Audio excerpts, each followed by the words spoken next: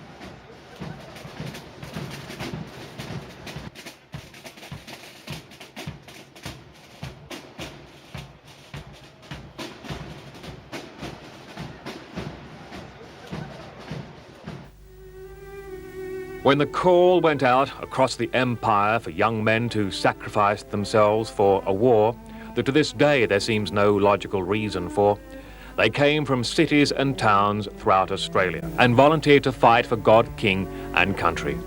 Martin Balsarini was 19. He was born and raised in the small town of Chiltern. And when he heard about the tragedy of Gallipoli and of his mates who were killed, he knew he had to go and fight. He became Private Balsarini of the 4th Light Horse. To Martin Balsarini, it could have been yesterday, and he's retold the story of the famous charge over and over again for 70 years. He's word perfect. But this war hero can't hear the gasps of admiration from the younger generations because he's deaf. He can't hear himself tell of the deeds, but in his mind is one of the most daring charges since Cardigan's Light Brigade at Crimea. And to scholars of the old battles, this man is a collector's item. He recalls with passion October 31st, 1917, when at sunset, 800 young Australian horsemen galloped into history.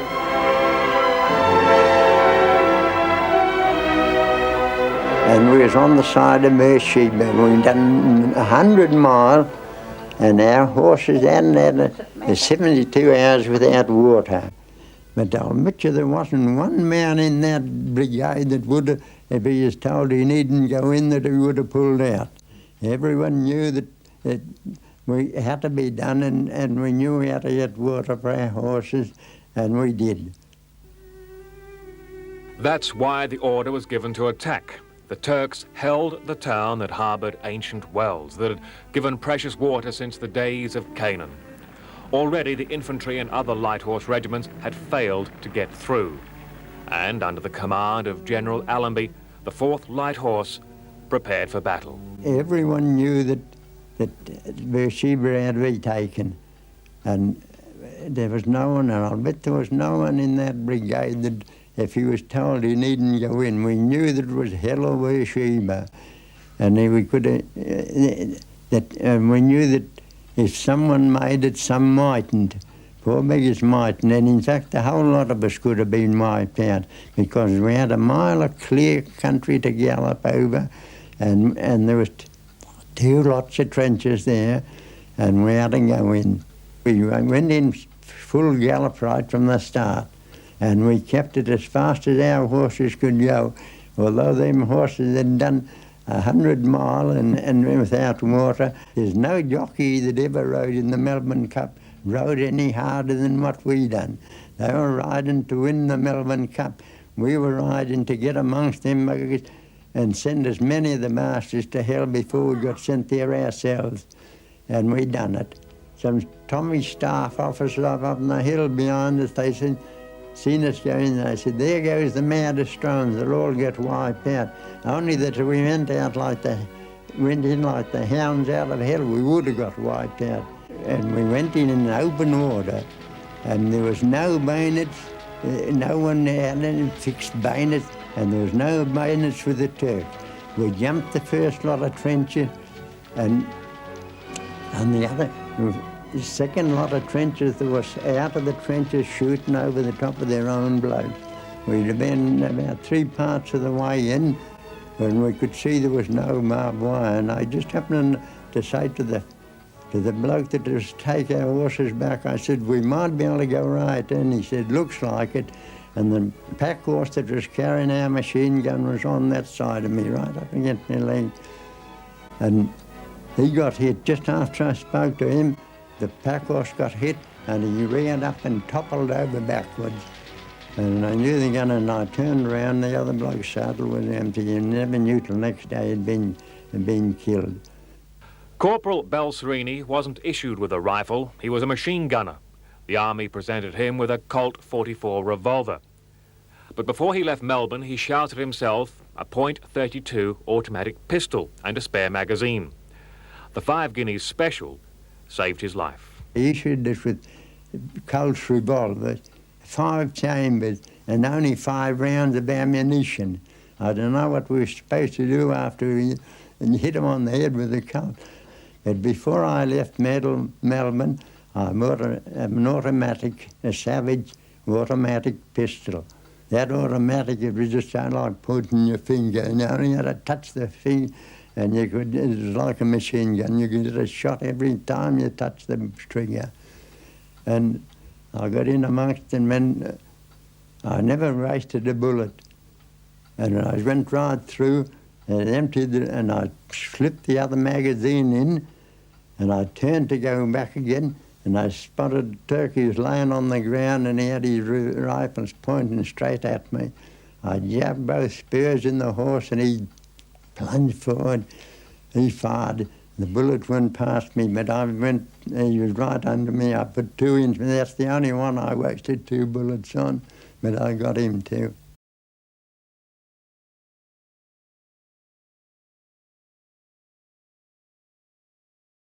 The victorious Australians galloped on to Beersheba and that precious water. By now, it had been almost 3 days since the horses had drank, and in the desert heat, they could not have survived much longer. The retreating Turks had destroyed the town and booby-trapped the wells. The 4th Light Horse had to sit it out. And the wells were out the back, and they were all mined with cases of dynamite, Nobel's dynamite. They left a few blokes there to guard the wells, and the rest of them rode about a mile out in case the Turks might have counterattacked. And we formed a line there ready for them, but they didn't. And at 11 o'clock, after the engineers had deloused the wells, the horse holders took the horses back to water them, and they got back at 1 o'clock. And then half of us lay down for 1 hour, and then we changed over, and at 3 o'clock everyone was up in case the Turks might have counterattacked, but they didn't. Like so many battles, the men who gave the orders and took the glory were far from the fields of death. And Martin Balsarini and his mates knew only too well where Lieutenant General Harry Chauvel was. In the first attack on Beersheba, they lost 13,000 casualties. General Chauvel never led that charge. He was way back in Cairo in the Flash Hotel, his headquarters, when Allenby took over.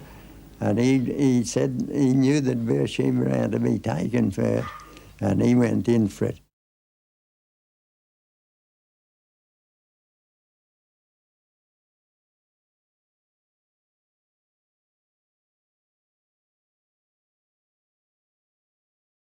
Modern warfare was beginning to raise its ugly head, and a new machine gun was developed, a gun that needed specialists, volunteers, and Corporal Balsarini stepped forward to join the suicide squads. The machine gun was supposed to be a suicide squad, and a lot of them, and it was too, as long as once the enemy found out where a machine gun was, they'd done all they could to blow it out. And on a bare hill in Jordan, where war has raged from Genesis to today, a force of young Australians were fighting for their lives. The Turks in the same predicament, and also wondering what they were doing there in this arena of death. The 4th Regiment were on the hill, and the rest of the other regiments, they were across the valley. And we had to hold on. The Turks attacked it 2 or 3 times in the daytime, but we blocked them. They were on hills higher than ours, and they used to have machine guns on us, and they could shoot right down, and we just laying flat on that hill under a stinking hot sun, and it was 125 in the shade, and there was no shade. And we had them blasted tin hats on, the only time we ever wore them. And then the last morning we was there, they attacked us before daylight, and we heard them coming, and our instructions were not to fire a shot until the very lights went up. And they let the Turks come. They had to come down off their hill and come across a gully and come up on our hill. It wasn't as high as them. And they let them come until they were only about from here across the road from us, when up there went the very lights, and we opened onto them. And with machine guns and rifles and hand grenades. And the Turks jumped up and started charging, Allah, Allah, Allah, but Allah didn't stop them from getting a belly full of lead. And that's one thing we never prayed, we never called on the Lord to help us. Because we rode horse and he only rode a donkey, so he was only donkey high as far as we was concerned. And we knew damn well that praying wouldn't have stopped any bullet. And they put the machine guns on us from off there, the hill they were on. The bloke lying on that side that loaded the gun, he got us straight through the tin hat, through the head. Poor beggar never knew what hit him.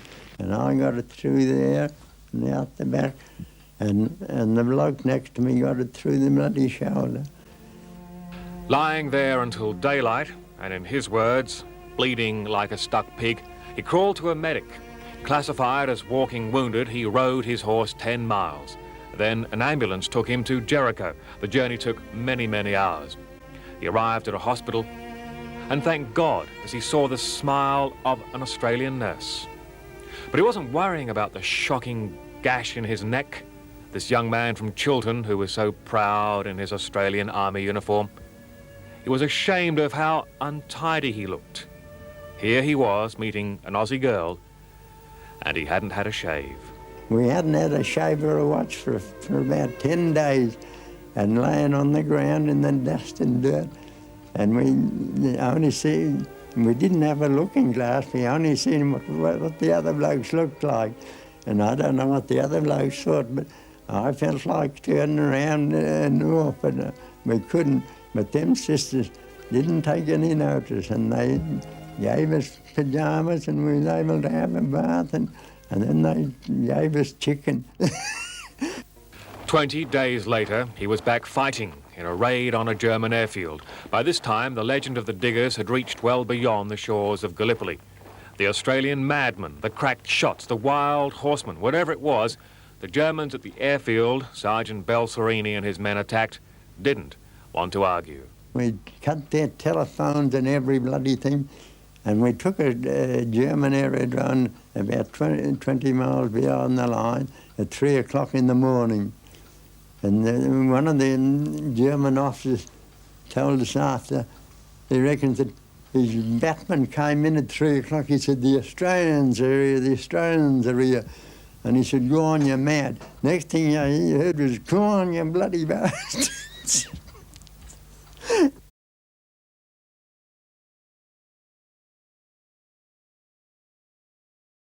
And now, 70 years later, still in Chiltern, Martin Balsarini grasps his famous slouch hat, emu feathers still intact, and remembers that day in 1917. It was sunset. But I'll bet you there wasn't one man in that brigade that would have, if he was told he needn't go in, that he would have pulled out.